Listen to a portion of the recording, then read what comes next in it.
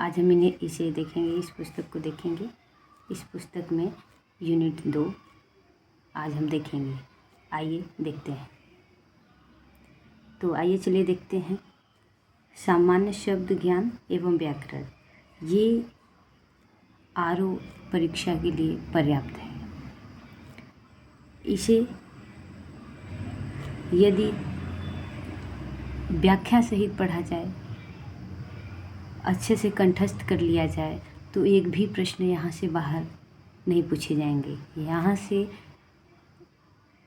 ही अति संभावित प्रश्न बनने की पूरी आशंका होती है। पूर्वावलोकन का अच्छे से व्याख्या सहित इसको हल करें। दूसरी यूनिट है वाक्य एवं वर्तनी शुद्धि। दूसरी यूनिट है वाक्य एवं वर्तनी शुद्धि, जिसमें सबसे पहले हम देखेंगे बिंदु अ, वाक्य शुद्धि। सबसे पहले देखेंगे वाक्य शुद्धि।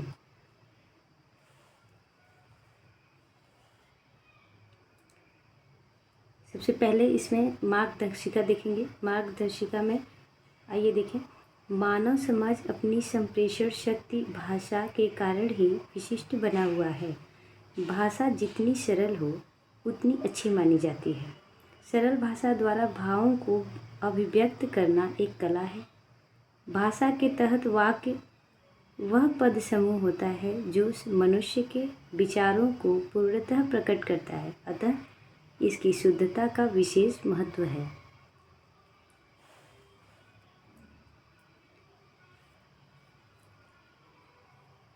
आगे देखते हैं सिविल सेवा परीक्षा।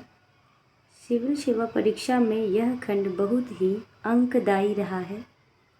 इस खंड से संघ लोक सेवा आयोग से लेकर विभिन्न प्रांतीय लोक सेवा आयोग की परीक्षाओं में प्रश्न पूछे जाते हैं, अतः यह खंड विशेष महत्वपूर्ण स्थान रखता है। त्रुटियां कई प्रकार से वाक्यों में समाहित होती हैं।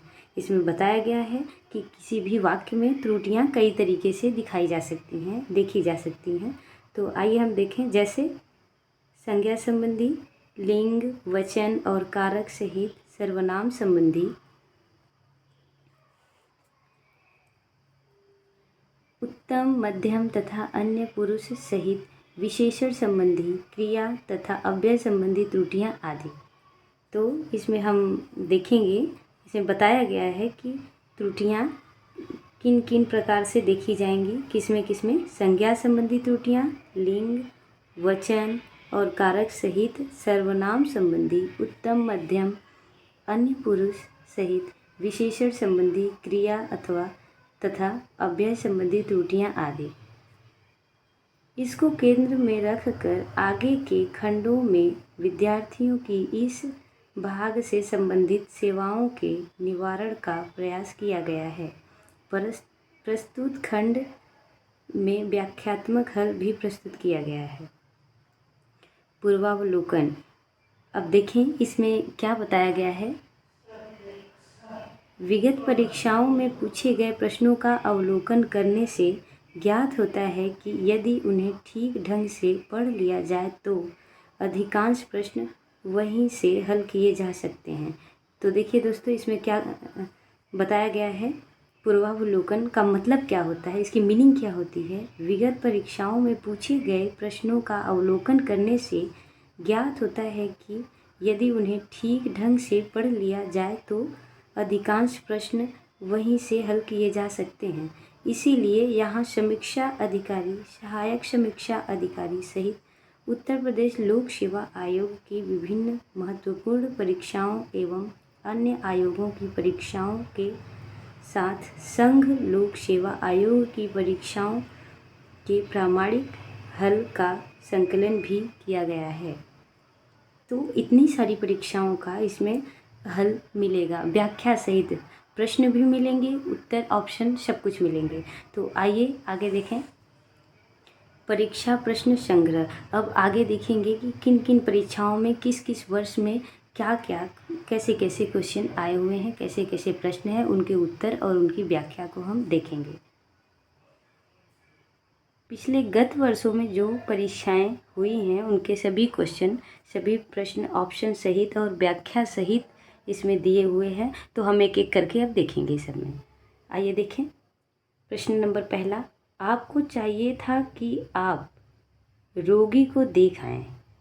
आपको चाहिए था कि आप रोगी को देखाएं।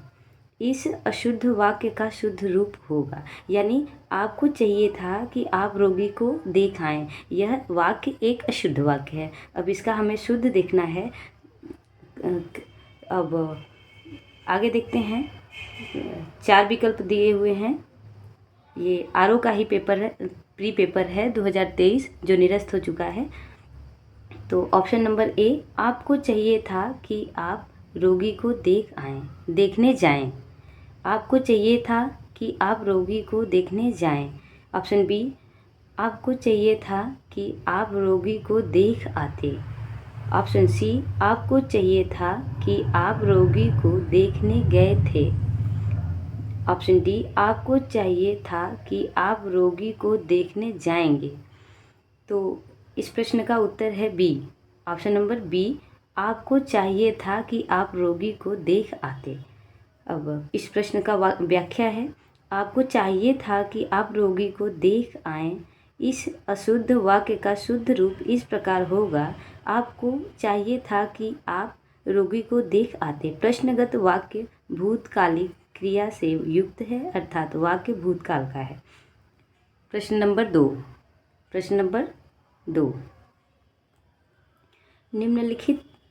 निम्नलिखित वाक्यों में से शुद्ध वाक्य है।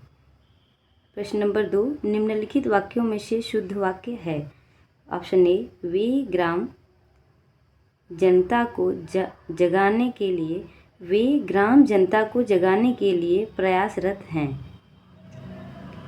ऑप्शन बी, व्यवसाय के लिए मुझे आपकी सहायता उपेक्षित है। व्यवसाय के लिए मुझे आपकी सहायता उपेक्षित है। ऑप्शन सी, कुछ लोग मिष्ठान के प्रिय होते हैं। ऑप्शन डी, महारानी लक्ष्मीबाई महाराज गंगाधर राव की महिषी थी। महारानी लक्ष्मीबाई महाराज गंगाधर राव की महिषी थी। ऑप्शन सी जो उत्तर दिया हुआ है, ऑप्शन सी है, कुछ लोग मिष्ठान के प्रिय होते हैं। यह शुद्ध वाक्य है। व्याख्या देखें। विकल्प सी का वाक्य शुद्ध है, शेष वाक्य अशुद्ध हैं। इनके शुद्ध वाक्य क्रमशः इस प्रकार हैं। पहले का जो ऑप्शन पहला था उसका शुद्ध वाक्य, वे ग्रामीण जनता को जगाने के लिए प्रयासरत हैं। ऑप्शन बी का शुद्ध रूप होगा, व्यवसाय के लिए मुझे आपकी सहायता अपेक्षित है। ऑप्शन डी होगा, जो कि ऑप्शन सी तो पहले से ही उत्तर में ही सही है। तो अगला ऑप्शन डी, महारानी लक्ष्मीबाई महाराज गंगाधर राव की पत्नी थीं, न कि महिषी, अथवा लक्ष्मीबाई महाराज गंगाधर राव की महिषी थी। तब दोनों तरीके से वाक्य को बनाकर हम शुद्ध कर सकते हैं। अब प्रश्न नंबर तीन, निम्नलिखित वाक्यों में एक वाक्य अशुद्ध है, उसे पहचानिए। अब ये 4 वाक्य दिए हुए हैं, इसमें से एक गलत है, बाकी के 3 ठीक सही हैं, तो हमें गलत को देखना है। ऑप्शन ए, उपरोक्त पंक्ति अच्छी नहीं है। ऑप्शन बी, सब्जी महंगी है। ऑप्शन सी, गीता ने पत्र लिखा। ऑप्शन डी, मोहन पौधे सींच रहा है। तो इसमें अशुद्ध रूप जो है ऑप्शन ए, उपरोक्त पंक्ति अच्छी नहीं है। नहीं यहाँ पर बिंदी होना चाहिए, इसलिए यह वाक्य क्या है, गलत। बाकी के सभी वाक्य सही हैं, लेकिन इस प्रश्न में अशुद्ध दिया हुआ है, इसीलिए हमारा उत्तर होगा ए। निम्नलिखित वाक्यों को ध्यानपूर्वक पढ़कर दिए गए कूट के अनुसार उत्तर दीजिए। यहाँ पर कूट दिया हुआ है। ऑप्शन नंबर ए, संजीव ने मिठाई और पापड़ खाए। ऑप्शन बी, शीतांशु ने दूध और रोटी खिलाई। ऑप्शन सी, श्याम ने बैल और घोड़ा मोल लिए। ऑप्शन डी, तुमने रुपए दिया। इसमें से ध्यानपूर्वक पढ़कर दिए गए कूट के अनुसार उत्तर दीजिए। अब ऑप्शन इसका है, पहला ऑप्शन है ए और बी दोनों गलत है। कह रहा है ए और बी दोनों गलत हैं, अशुद्ध हैं। बी, ऑप्शन बी कह रहा है केवल ए और सी शुद्ध वाक्य है। केवल ए और सी को कह रहे हैं कि सही है, शुद्ध है। ऑप्शन डी, ऑप्शन सी और डी शुद्ध वाक्य हैं। सी और डी शुद्ध वाक्य हैं। ऑप्शन सी में कह रहे हैं सी और डी शुद्ध वाक्य हैं। ऑप्शन डी में ए बी सी और डी, ए बी सी शुद्ध वाक्य और डी ऑप्शन क्या है, अशुद्ध वाक्य। लेकिन इसका ऑप्शन है, इसका उत्तर है D, option number D. A B C इसमें से शुद्ध है, डी अशुद्ध वाक्य है। ए बी सी शुद्ध है, जैसे पहला संजीव ने मिठाई और पापड़ खाए, ये भी शुद्ध वाक्य है। शीतांशु ने दूध और रोटी खिलाई, सही वाक्य है। श्याम ने बैल और घोड़ा मोल लिए, ये भी सही वाक्य है। अब डी वाक्य जो तुमने रुपए दिया, तुमने रुपया दिया, यहाँ ऐसा होना चाहिए। आगे देखेंगे विवरण में। देखिए यहाँ पर इसकी व्याख्या है इस प्रश्न की। कथन ए बी तथा सी तीनों शुद्ध है, जबकि वाक्य डी अशुद्ध है। इसका शुद्ध रूप इस प्रकार होगा, तुमने रुपए दिए। ध्यातव्य हो कि यदि वाक्य में कर्ता ने विभक्ति से युक्त हो और कर्म की कोई विभक्ति न हो तो उसकी क्रिया कर्म के लिंग, वचन और पुरुष के अनुसार होगी। प्रश्न नंबर 5 आगे देखिए। प्रश्न नंबर 5,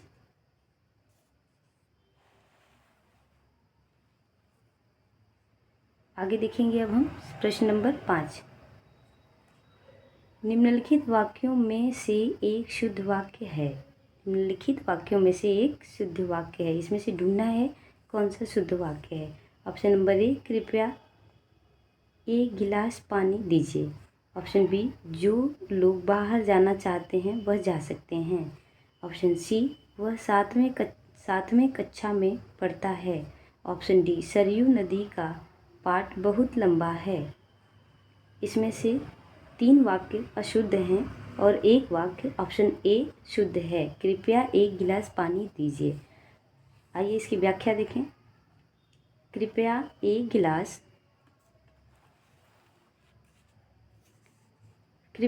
गिलास पानी दीजिए, यह वाक्य शुद्ध है। शेष विकल्प अशुद्ध हैं।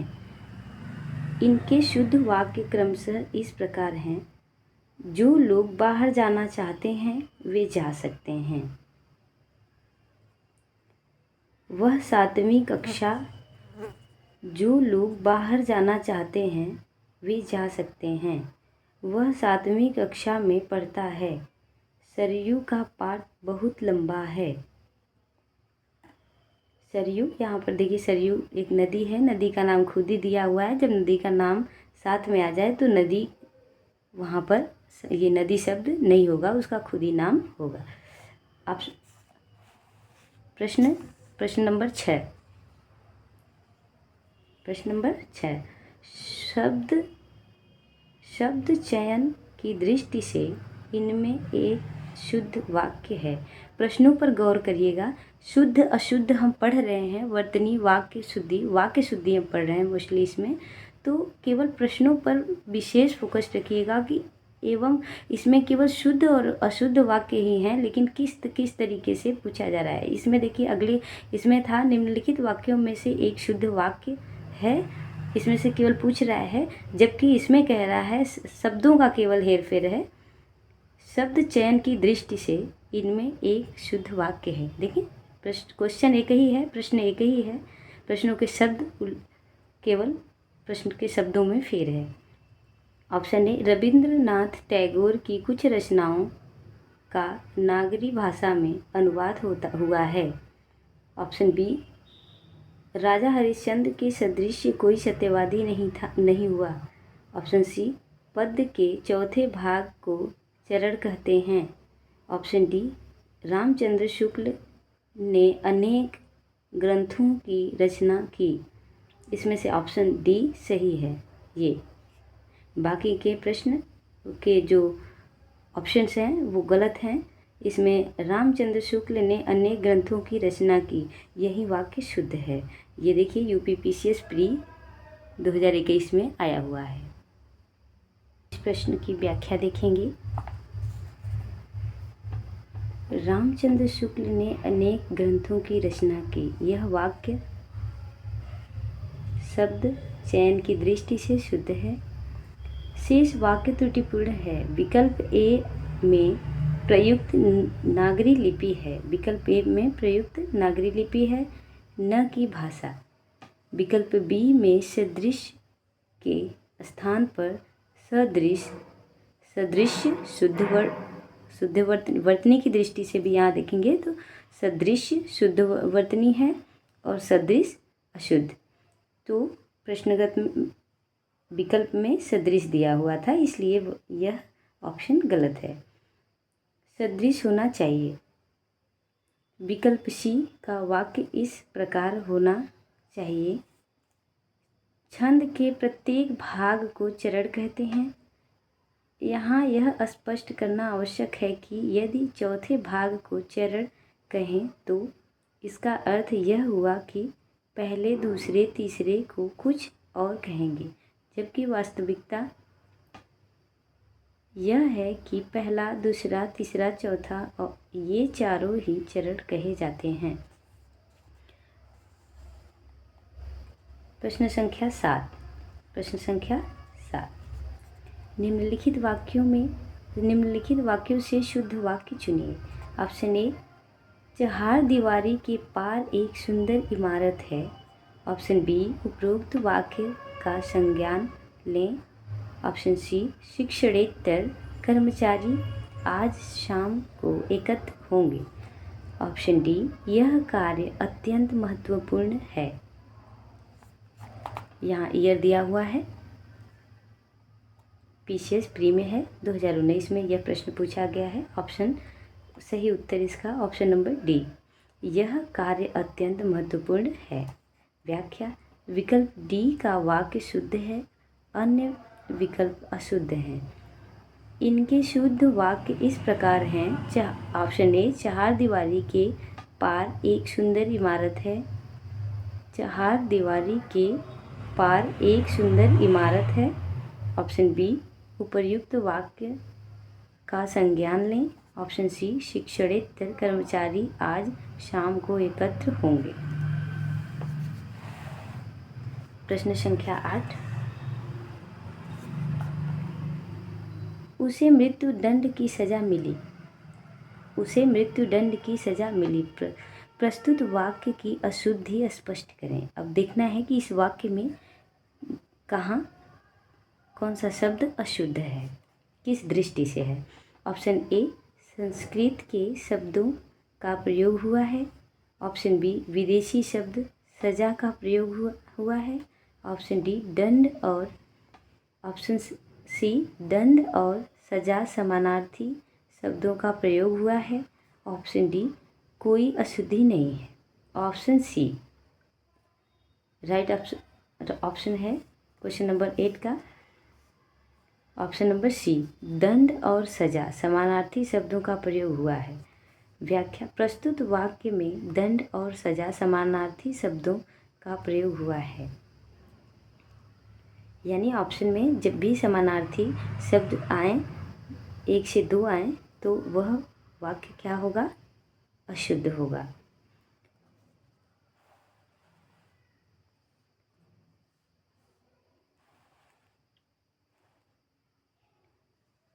प्रश्न संख्या 9। प्रश्न संख्या 9, निम्नलिखित में एक वाक्य जो शुद्ध है वह है। इसमें सिर्फ कह रहे हैं कि एक वाक्य शुद्ध है और उसमें से कौन सा वाक्य है। आइए देखें। ऑप्शन ए, उसने मुक्त कंठ से बढ़ाई की। उसने मुक्त कंठ से बढ़ाई की। ऑप्शन बी, उसने मुक्त हस्त धन लुटाया। पहला ऑप्शन है उसने मुक्त कंठ से बढ़ाई की। ऑप्शन बी, उसने मुक्त हस्त धन लुटाया। ऑप्शन सी, समस्त प्राणी मात्र का कल्याण करो। ऑप्शन डी, आपकी आयु 40 वर्ष है। इसमें शुद्ध वाक्य है ऑप्शन नंबर बी, उसने मुक्त हस्त धन लुटाया। उसने मुक्त हस्त धन लुटाया। यह आरोप प्रीवियस ईयर 2021 में प्रश्न पूछा गया है। व्याख्या, विकल्प बी में प्रस्तुत वाक्य शुद्ध है। विकल्प ए में से का प्रयोग त्रुटिपूर्ण है।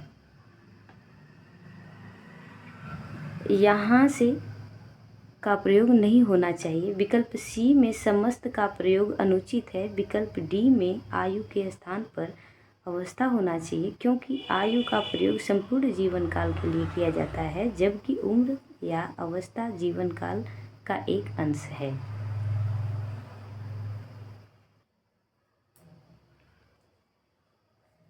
प्रश्न संख्या 10। प्रश्न संख्या 10, निम्नलिखित में एक वाक्य जो शुद्ध है वह है। ऑप्शन ए, उस जंगल में प्रातः काल का दृश्य बहुत ही सुहावना होता था। ऑप्शन बी, बाघ और बकरी एक घाट पर पानी पीती हैं। ऑप्शन सी, उन्होंने इस बात पर आपत्ति प्रकट की। ऑप्शन डी, तमाम देश भर में यह बात फैल गई। यहाँ 2021 में ये भी प्रश्न पूछा गया है। इसमें ऑप्शन ए शुद्ध है। अब व्याख्या देखें। ऑप्शन ए जो कि शुद्ध है, ऑप्शन ए है, उस जंगल में प्रातः काल का दृश्य बहुत ही सुहावना होता था। यह वाक्य शुद्ध है। व्याख्या देखते हैं। विकल्प ए का वाक्य शुद्ध है, शेष वाक्य अशुद्ध है। इनके शुद्ध रूप क्रमशः इस प्रकार है। विकल्प बी, बाघ और बकरी एक घाट पर पानी पीते हैं। यहाँ पीती हैं, लेकिन बाघ और बकरी दो हैं, संज्ञा दो है यहाँ पर, तो बहुवचन की दृष्टि, यहाँ वचन की दृष्टि से यह वाक्य अशुद्ध है। विकल्प सी, उन्होंने इस बात पर आपत्ति की। इस बात पर आपत्ति की। विकल्प डी, देश भर में यह बात फैल गई। प्रश्न संख्या 11। प्रश्न संख्या 11, निम्नांकित में एक वाक्य जो अशुद्ध, निम्नांकित में एक वाक्य जो शुद्ध है वह है। ऑप्शन ए, मैंने अनेकों बार विदेश गया। ऑप्शन बी, इस हीरे का मूल्य नापा नहीं जा सकता। ऑप्शन सी, बिना टिकट यात्रा दंडनीय है। ऑप्शन डी, आप केवल इतना ही काम कर लीजिए। इसमें ऑप्शन सी जो है वो शुद्ध है, बिना टिकट यात्रा दंडनीय है।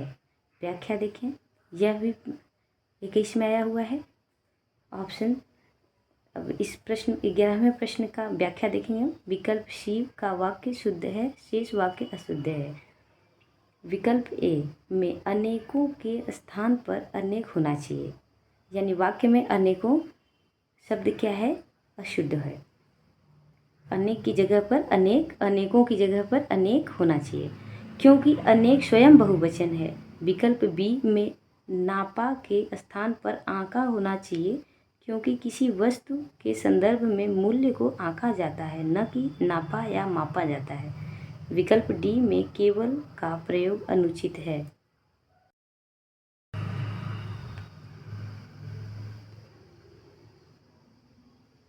प्रश्न संख्या 12,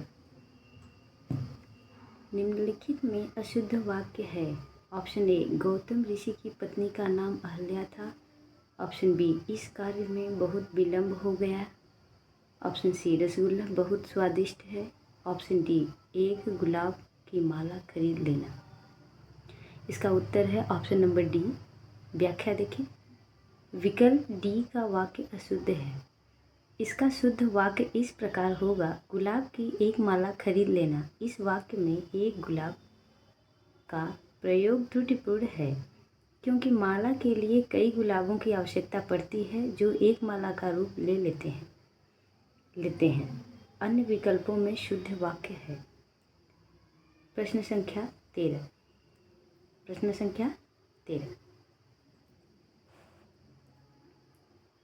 निम्नलिखित में से एक वाक्य अशुद्ध है। ऑप्शन ए, इस वाक्य का स्पष्टीकरण करना आवश्यक है। ऑप्शन नंबर बी, प्याज तीखा होता है, इतनी देर में क्यों आए। ऑप्शन डी, प्रत्येक श्रमिक को 2 रुपये मिले। उत्तर है ऑप्शन नंबर ए।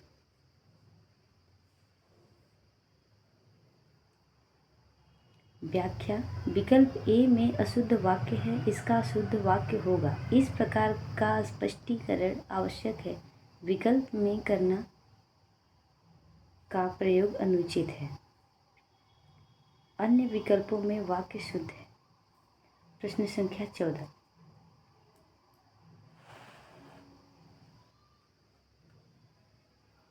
निम्नलिखित में शुद्ध वाक्य है। ऑप्शन ए, भारत कभी ब्रिटेन के अधीन था।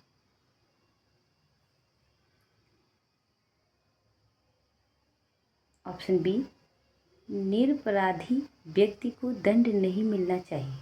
ऑप्शन सी, बादशाह ने मुक्त हस्त दान दिया। ऑप्शन डी, उसने पैतृक संपत्ति में हिस्सा नहीं मिला। उसे पैतृक संपत्ति में हिस्सा नहीं मिला।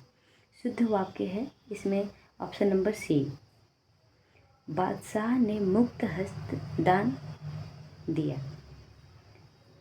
व्याख्या है इस प्रश्न का, विकल्प सी का वाक्य शुद्ध है। अन्य विकल्पों में वर्तनी की त्रुटियां हैं। विकल्प ए में अधीन के स्थान पर अधीन, विकल्प बी में निरपराधी के स्थान पर निरपराध तथा विकल्प डी में पैतृक के स्थान पर पैतृक। देखिए ये वर्तनी शुद्धि की दृष्टि से ये शुद्ध है और ये अशुद्ध है, इसीलिए यह ऑप्शन अशुद्ध था। ऑप्शन नंबर डी वाला। प्रश्न संख्या 15। निम्नलिखित में कौन सा वाक्य अशुद्ध है। ए, वह अनेकों मामलों में गवाह था। बी, नूपुर की ध्वनि मनमोहक है। सी, आपकी मनोकामना पूरी हो। डी, मनीषीगढ़ मेरी बात पर ध्यान दें। ऑप्शन ए इसमें से अशुद्ध वाक्य है। वह अनेकों मामलों में गवाह था। व्याख्या, विकल्प ए का वाक्य अशुद्ध है। इस वाक्य में अनेकों के स्थान पर अनेक होना चाहिए, क्योंकि अनेक स्वयं बहुवचन का द्योतक है।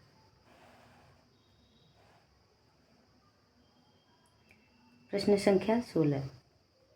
निम्नलिखित में से शुद्ध वाक्य का चयन कीजिए। ऑप्शन ए, इसमें शुद्ध वाक्य ढूंढना है। ऑप्शन ए, सांसारिक समस्याओं में सभी फंसे हैं। बी, निरपराध व्यक्ति को दंड क्यों मिला। सी, हिंदी देवनागरी लिपि में लिखी जाती है। डी, अत्याधिक दुख सहा नहीं जाता। ऑप्शन बी, इसमें ऑप्शन बी गलत है। बाकी के 3 ऑप्शन, ऑप्शन ए, सी और डी शुद्ध हैं। इसमें ऑप्शन नंबर बी शुद्ध है, बाकी के ए, सी, डी तीनों अशुद्ध वाक्य हैं। व्याख्या, विकल्प बी का वाक्य शुद्ध है। अन्य विकल्पों में वर्तनी की अशुद्धियां हैं। विकल्प ए में संसारिक के स्थान पर सांसारिक, यहाँ पर देखिए वर्तनी की दृष्टि से भी अशुद्धियां पाई जा रही हैं। ये वर्तनी शुद्धि में भी हम देखेंगे। विकल्प सी, में लिपि के स्थान पर लिपि, देखिए लिपि ये गलत लिखा हुआ है, ये शुद्ध है। तथा विकल्प डी में अत्यधिक के स्थान पर अत्यधिक होना चाहिए। प्रश्न संख्या 17, निम्नलिखित में कौन सा वाक्य अशुद्ध है? ए, इसका तात्कालिक प्रभाव पड़ा। बी, पत्र किसके नाम पर लिखा गया? सी, 1 रुपये में कितने पैसे होते हैं? डी, भारत एक समृद्धशाली देश है। ये देखिए आर ओ मेंस 2021 में दिया हुआ है। इसकी व्याख्या देखिए। इसका ऑप्शन 2 अशुद्ध हैं, बी और सी। बी और सी प्रश्नगत में ऑप्शन बी और सी दोनों अशुद्ध हैं और ए और डी शुद्ध हैं। व्याख्या देखिए। विकल्प बी तथा सी दोनों वाक्य अशुद्ध हैं। विकल्प सी में रुपए का प्रयोग बहुवचन विकल्प सी में रुपए का प्रयोग बहुवचन के रूप में किया गया है। यहाँ रुपए के स्थान पर रुपया होना चाहिए। शुद्ध वाक्य इस प्रकार होगा, 1 रुपया में कितने पैसे होते हैं? और यहाँ पर दिया हुआ है 1 रुपये में कितने पैसे होते हैं, जबकि इसका शुद्ध रूप है यहाँ रुपये के स्थान पर देखिए रुपया। शुद्ध वाक्य इस प्रकार होगा, 1 रुपया में कितने पैसे होते हैं।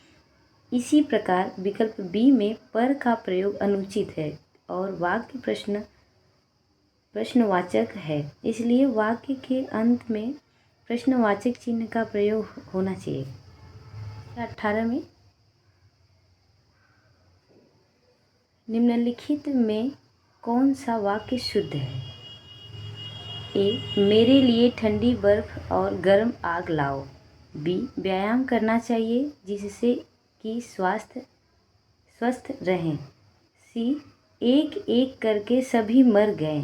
डी, तुम्हारा यह कहना मेरे लिए बड़ी बात होगी।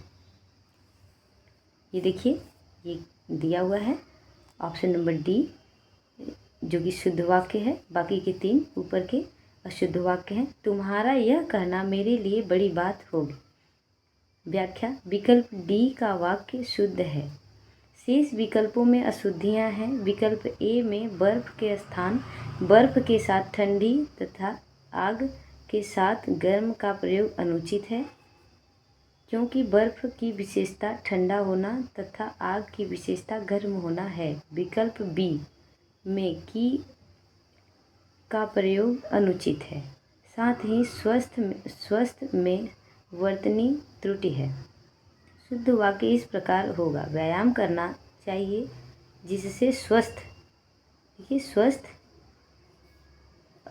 इसमें और इसमें ये अशुद्ध है और यहाँ शुद्ध लिखा हुआ है, जिससे स्वस्थ रहे। विकल्प सी में करके का प्रयोग करना अनुचित है। शुद्ध वाक्य इस प्रकार है, एक एक कर सभी मर गए।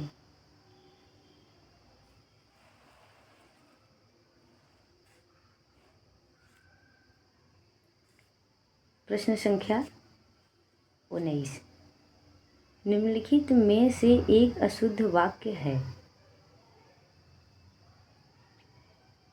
ए, पूज्यास्पद व्यक्ति का सम्मान करना चाहिए।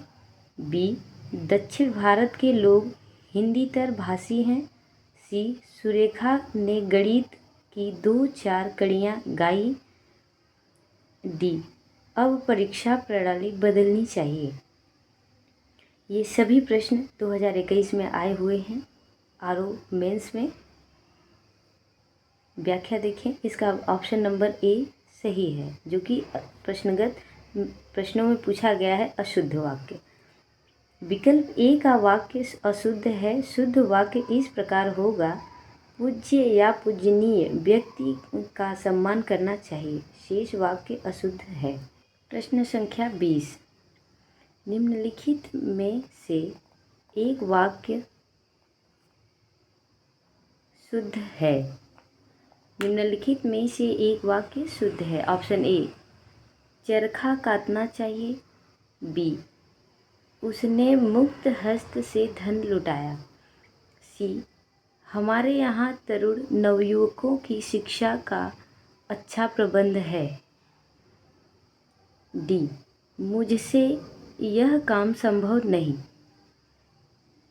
प्रश्न में पूछा है शुद्ध वाक्य, तो ऑप्शन नंबर डी शुद्ध वाक्य है, मुझसे यह काम संभव नहीं। व्याख्या, विकल्प डी शुद्ध वाक्य है, शेष वाक्य अशुद्ध है। चरखा काटा नहीं जाता बल्कि चलाया जाता है, अतः शुद्ध वाक्य होगा चरखा चलाना चाहिए। विकल्प बी में प्रयुक्त से का प्रयोग उचित नहीं है, क्योंकि मुक्त हस्त का ही अर्थ मुक्त हस्त होकर होता है, अतः शुद्ध वाक्य होगा उसने मुक्त हस्त धन लुटाया। इस प्रकार विकल्प सी में तरुण का प्रयोग अनुचित है। तरुण अशुद्ध शब्द है, जिसका शुद्ध शब्द तरुण है।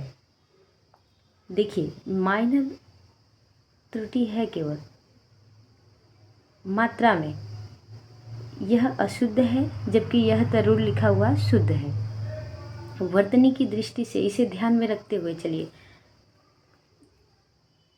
तरुण अशुद्ध शब्द है जिसका शुद्ध शब्द तरुण है, जिसका अर्थ नवयुवक होता है। तरुण तथा नवयुवक दोनों समानार्थी हैं, अतः यहाँ पहले प्रश्नों में भी आया था, जबकि दो समानार्थी शब्द एक ही वाक्य में आए तो वहाँ पर वो वाक्य गलत होगा। समानार्थी यहाँ पर देखिए, तरुण तथा नवयुवक दोनों समानार्थी हैं, अतः यहाँ तरुण का प्रयोग अनुचित है, अतः शुद्ध वाक्य होगा हमारे यहाँ नवयुवकों की शिक्षा का अच्छा प्रबंध है।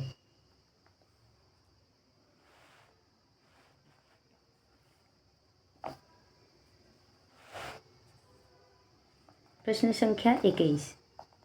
प्रश्न संख्या 21, निम्नलिखित में से कौन सा वाक्य शुद्ध है? देखिए, सभी ये सभी लगभग मेंस में आए हुए प्रश्न हैं, इन्हें ध्यान में रखते हुए चलिए।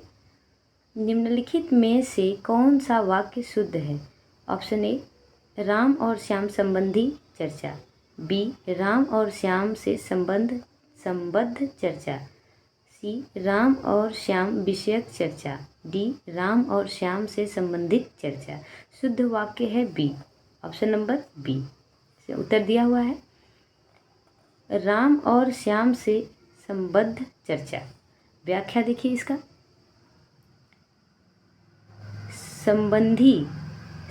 संबंधी शब्द श्याम से संबद्ध है, राम से नहीं, अतः राम संबंधी और श्याम संबंधी चर्चा, यह अर्थ संबंधी शब्द न होकर केवल श्याम से ही संबंध अर्थ देता है, अतः विकल्प बी शुद्ध वाक्य है। प्रश्न संख्या 22, निम्नलिखित में शुद्ध वाक्य है। ए, यहाँ मीठे पानी का एक कुआं है। बी, 1 रुपये में कितने पैसे होते हैं? देखिए, ये पिछले प्रश्नों में भी यह वाक्य आया हुआ था। 1 रुपये में, आगे देखेंगे हम, रुपये की जगह पर वहाँ रुपया किया गया था। अब आगे देखेंगे ऑप्शन बी, 1 रुपये में कितने पैसे होते हैं? आज रेणु देवी का व्याख्यान होगा, साधु को भिक्षा दो। ऑप्शन नंबर सी इसमें शुद्ध वाक्य है, आज रेणु देवी का व्याख्या होगा। व्याख्या देखिए, विकल्प सी का वाक्य शुद्ध है, शेष वाक्य अशुद्ध है। इनके शुद्ध वाक्य इस प्रकार हैं। ए, यहाँ मीठे पानी का एक कुआं है। बी, 1 रुपया में कितने पैसे होते हैं? डी, साधु को भिक्षा दो। साधु को भिक्षा दो। भिक्षा देखिए यहाँ पर। प्रश्न संख्या 23, निम्नलिखित में से शुद्ध वाक्य का चयन कीजिए। ए, नौकर आटा पिसवाने गया है।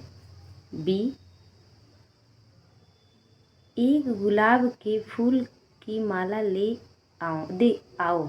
देखिए, ऑप्शनों को भी आप ध्यान में रखते हुए चलिएगा दोस्तों, क्योंकि ऑप्शन किसी न किसी दूसरे क्वेश्चन से मैच कर रहे हैं, तो इसमें देखते हुए चलिएगा। बी है, एक गुलाब के फूल की माला ले आओ। सी, यहाँ सर्वोत्कृष्ट ज्वर की चिकित्सा होती है। डी, परमात्मा के अनेक नाम हैं। इसमें है शुद्ध वाक्य ऑप्शन नंबर डी, परमात्मा के अनेक नाम हैं। व्याख्या देखिए, विकल्प डी शुद्ध वाक्य है, शेष विकल्प अशुद्ध है। विकल्प ए का शुद्ध वाक्य होगा, नौकर गेहूं पिसवाने गया है। पिसवाने, नौकर आटा नहीं गेहूं पिसवाने गया है। नौकर गेहूं पिसवाने गया है, क्योंकि विकल्प में प्रयुक्त आटा पिसवाना अशुद्ध है। आटा नहीं बल्कि गेहूं पिसवाया जाता है, जो पिसने के बाद आटा का रूप लेता है। इसी प्रकार विकल्प बी का शुद्ध वाक्य होगा, गुलाब के फूल की एक माला ले आओ, क्योंकि कई फूल गूंथकर एक माला बनाते हैं। विकल्प सी का शुद्ध वाक्य होगा, यहाँ ज्वर की सर्वोत्कृष्ट चिकित्सा होती है।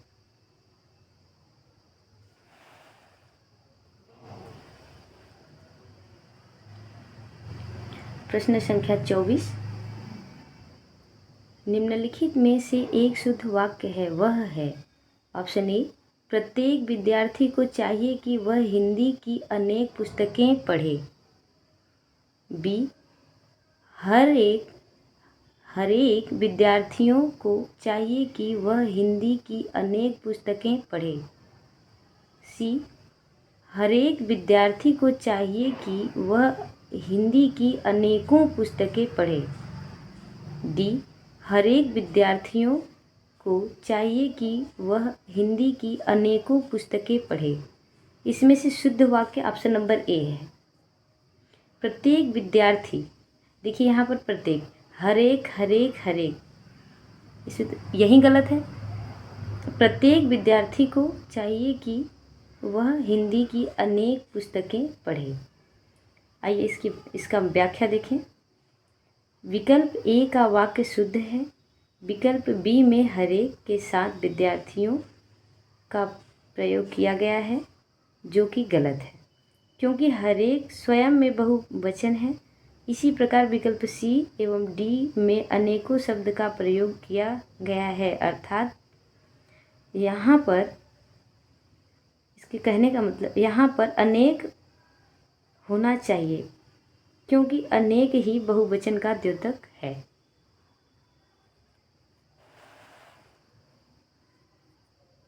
प्रश्न संख्या 25, निम्नलिखित में से एक वाक्य अशुद्ध है। निम्नलिखित में से एक वाक्य अशुद्ध है, वह है। देखिए अब इसमें कौन सा अशुद्ध वाक्य है। ऑप्शन ए, मोहन गेहूं पिसवाने चक्की पर गया। देखिए मैं बार बार बोल रही हूँ दोस्तों कि ऑप्शन पर भी विशेष ध्यान रहे, क्योंकि ऑप्शन भी मैच कर रहे हैं एक दूसरे क्वेश्चन से, तो ऑप्शन से भी आप पकड़ सकते हैं।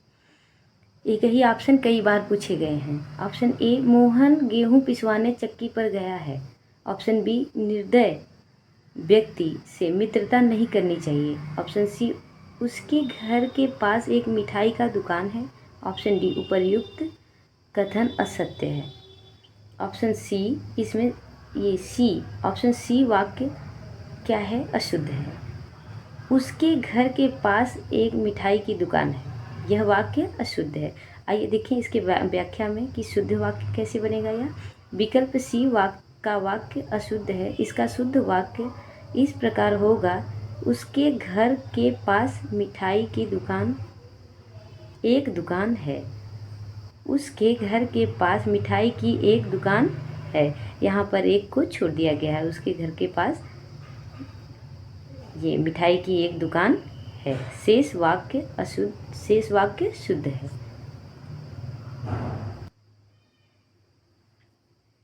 प्रश्न संख्या 26, निम्नलिखित वाक्यों में शुद्ध वाक्य है। ऑप्शन ए, मुझसे यह काम संभव नहीं हो सकता। बी, वह बिल्कुल भी बात नहीं करना चाहता। सी, यह कविता अनेक भाव प्रकट करती है। डी, इन दोनों में केवल यही अंतर है। इसमें शुद्ध वाक्य है ऑप्शन नंबर सी, यह कविता अनेक भाव प्रकट करती है। व्याख्या देखिए, विकल्प सी का वाक्य शुद्ध है, शेष वाक्य अशुद्ध है। शुद्ध वाक्य इस प्रकार है, मुझसे यह काम संभव नहीं है, वह बिल्कुल बात नहीं करना चाहता। इन दोनों में यही अंतर है, इन दोनों में यही अंतर है, केवल है।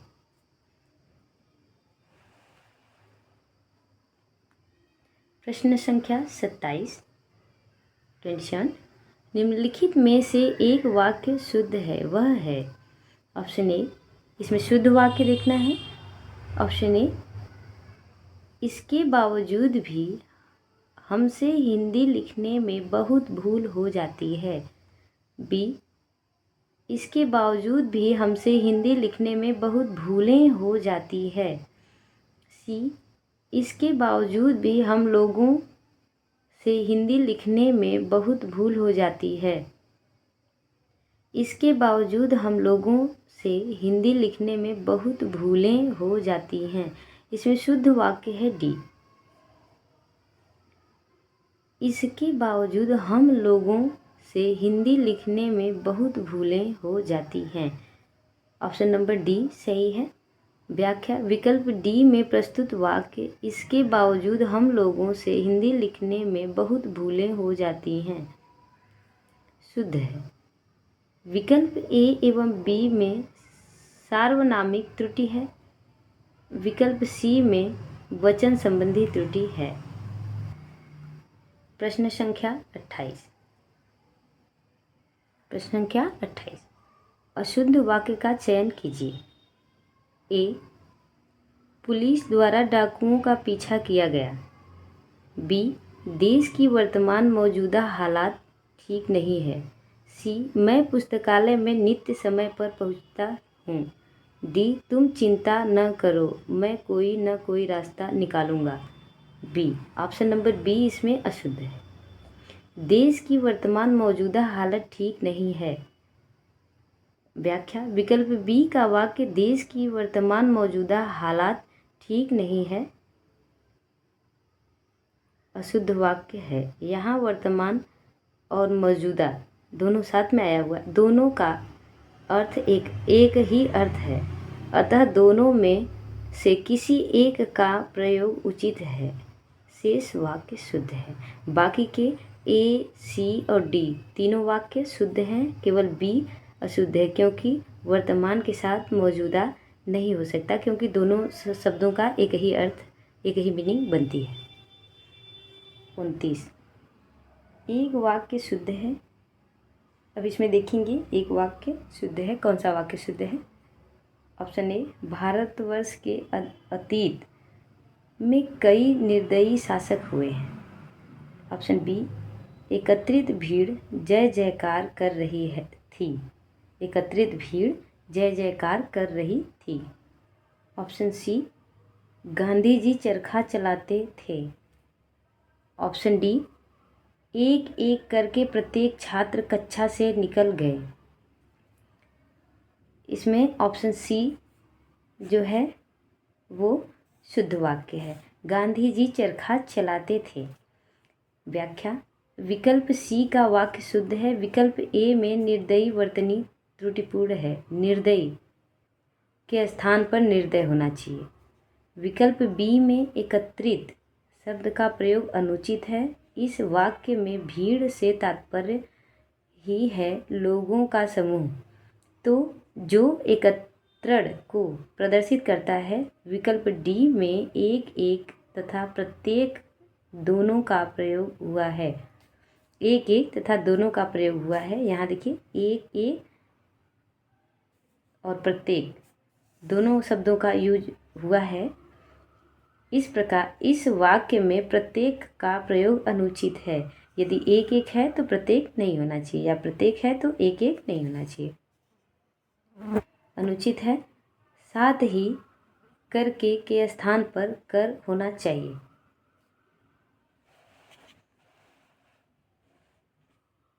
क्वेश्चन नंबर 30, प्रश्न संख्या 30। एक वाक्य शुद्ध है। ए, खेत जोतने के पारंपरिक उपादान हल का स्थान अब ट्रैक्टर ने ले लिया है। खेत जोतने के पारंपरिक उपादान हल का स्थान अब ट्रैक्टर ने ले लिया है। बी, निरपराधी के विरुद्ध दंडात्मक कार्यवाही का किया जाना दुर्भाग्यपूर्ण है। ऑप्शन सी, श्रीमती रेड्डी जिस स्तर की नृत्यांगना हैं उनके पति उस स्तर के नृत्यांगन नहीं हैं। ऑप्शन डी, शिक्षा प्रणाली जनोपयोगी होनी चाहिए। इस वाक्य में शुद्ध वाक्य डी है, शिक्षा प्रणाली जनोपयोगी होना चाहिए। इस वाक्य की यहाँ इस प्रश्न नंबर 30 की व्याख्या विकल्प डी में प्रस्तुत वाक्य शुद्ध है। विकल्प ए में प्रस्तुत शब्द उपादान का प्रयोग अनुचित है, यहाँ पर उपादान के स्थान पर साधन होना चाहिए। विकल्प बी में प्रयुक्त शब्द निरपराधी के स्थान पर निरपराध होना चाहिए। विकल्प सी में प्रयुक्त शब्द नृत्यांगन के स्थान पर नर्तक होना चाहिए, मतलब पुरुष के लिए नृत्यांगन नहीं नर्तक शब्द शुद्ध होता है। तो दोस्तों, हमने अभी तक पूरे 30 प्रश्न कंप्लीट कर लिए हैं।